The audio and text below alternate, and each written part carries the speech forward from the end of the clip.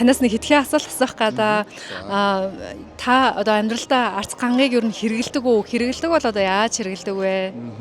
За мэдээж Монгол хүн болсон арц гангийг бол хэрэглэнэ. Тэгээд дандаа нэг уугуулжил хэрэглэнэ дээ. Тий. За та шүрштэй арц ганг гэж сонсож байсан уу? Үгүй сонсож байгаагүй юм байна. Манай Говидара брэндээс юм ингээд шүрштэй арц гангийн ингээд гаргасан байгаа. Одоо эртээр үед одоо монголчууд ч уугуулж тааж ирдэг гэсэн бол одоо ингээд шүрштэй хэлбэрт оруулснараа агаарт агааржуулагч, үнэртүүлэгч мөн одоо гараа хариуцах боломжтой. Та гараа өгч байгаа. За. Тэгээд үнэрлээд үзээрэй. Тий, яг сайхан арцны өнөр өнөртөж байна. Надад бол анхны сэтгэл бол маш сонирхолтой санагдаж байна. Тэгээ мэдээж бас тодорхой хэмжээний бас инновац шингэсэн бүтээгдэхүүн байна гэж бол харж байна, тий.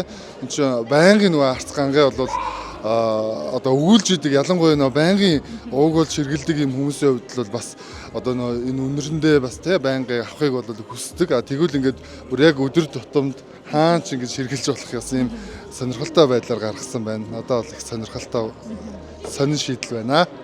За танд маш их баярлалаа. Тэгээд өнөөдөр бидний зүгээс Говидара брэндээс гаргадаг юм бэлгийн багцыг ингээд танд бэлгэлж байна. Тэгээд ойлгогчтой хамт хэрэглээрэй. За тэгье баярлалаа. Танаа хамт олон одоо цаашдын үйл ажиллагаанд бас өндрөөс өндөр амжилт хүсье. За баярлалаа. Танд бас өндөр амжилт хүсье.